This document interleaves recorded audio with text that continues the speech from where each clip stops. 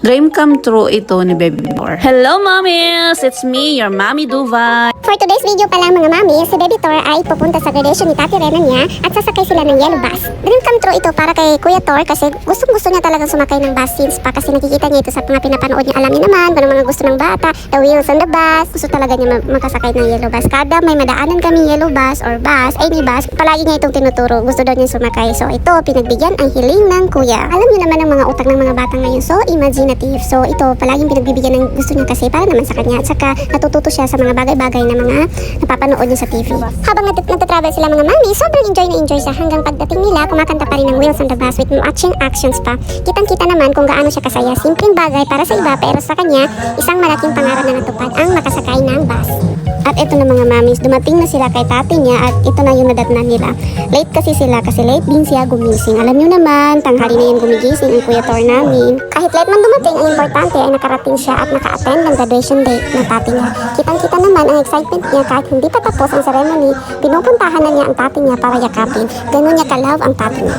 Kahit walang award ang tati niya, ang mahalaga ay natapos niya ang kindergarten niya, nag-enjoy at maraming natutunan. Hindi man siya na-recognize sa stage pero panalo pa rin siya sa effort, saya at mga natutunan niya sa kanyang school year.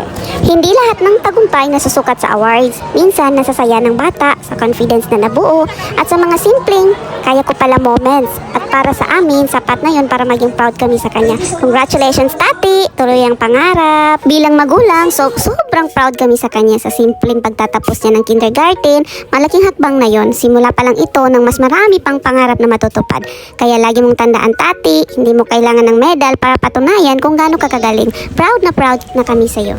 By the way, mami, si tati pala ay anak ng ate ko. Pero since baby pa si tati, sa amin na siya sumasama. Para na rin namin siyang sariling anak. Kami ang nag-alaga, gumagabay at sumusuporta sa kanya sa lahat ng ginagawa niya. Kaya bawat milestones niya, parang amin na rin. After graduation, umuwi na rin ang Baby Tor. Sumama ang tati niya kasi gusto niya mag-celebrate with the Baby Tor. Halatang sobrang excited at masaya siya para sa kanya. Special ang araw na ito dahil kasama niya ang taong nagmamahal at nag-aalaga sa kanya. Sa bawat tawa, yakap at kwento habang nagsi-celebrate, kitang-kita ang pride at saya niya. Para sa kanya, hindi lang ito simpleng pagtatapos ng kindergarten, isa itong milestones na puno ng accomplishment at pagmamahal.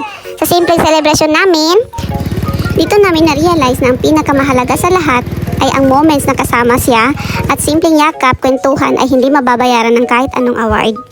Simple lang naman ang request niya. Gusto niya sa Jollibee lang magkain. Pero since graduation day ng ibang schools, punuan ang mga upuan at ang paborito nilang Chicken Joy ay isang oras pa daw hihintayin. Kaya napag-desisyonan na lang na sa Chowking na lang kami kumain.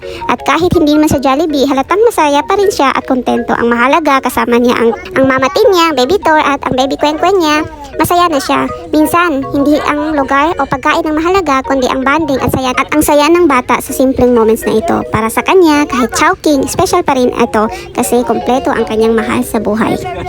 So ayun lang mga mami, share ko lang ang moments ng graduation ni tati. Bye!